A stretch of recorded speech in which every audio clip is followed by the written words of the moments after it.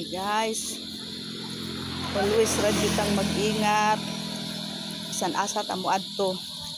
Kay bali na din kuyawa ang panahon karon kay isag nagtinarong ra kag lakaw. Nay mga tao diha nga gigamhan ni Satanas ba nga mga naliso ang pangisip. Kabalo nga sa imong paglakaw.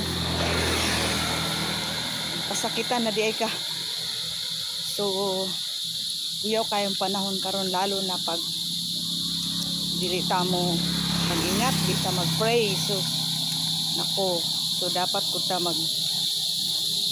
mag-amping kanunay din mag-ampo, mag-ampo.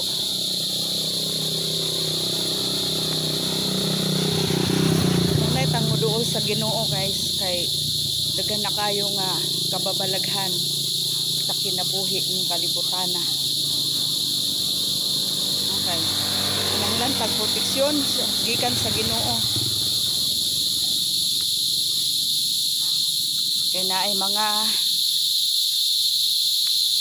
daotang espiritu nga nagsuroy-suroy ning kalibutan na. Napasagatan pag hilabot diha nimo. So, dapat mag-ampo lang gud kanunay, salig sa Ginoo kanunay. Kung asa ta mo adto mga itag proteksyon di sa Ginoo para iyatang pagaubanan. Malikay ta sa tanang mga dautan nga gisabwad ni Satanas ing kalibutana. Kanunay ta nga magpuyo sa gahom sa Dios.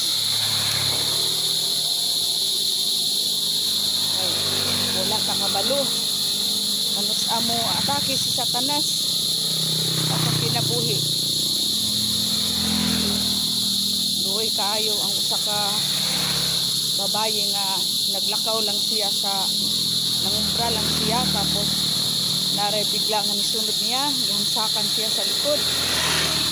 Pagkaluoy niya wala gud siya kalibutan nga muna dito yang kamatay. Sakit kay pamalandungon. Naadi ay mga tao nga inana manakit, nawadaan sa panimuot, nawadaan sa pag-iisip. So amping ta kanunay guys, kabaw sa tanan, salig ta diha sa Ginoo, mag-ampo ta kanunay,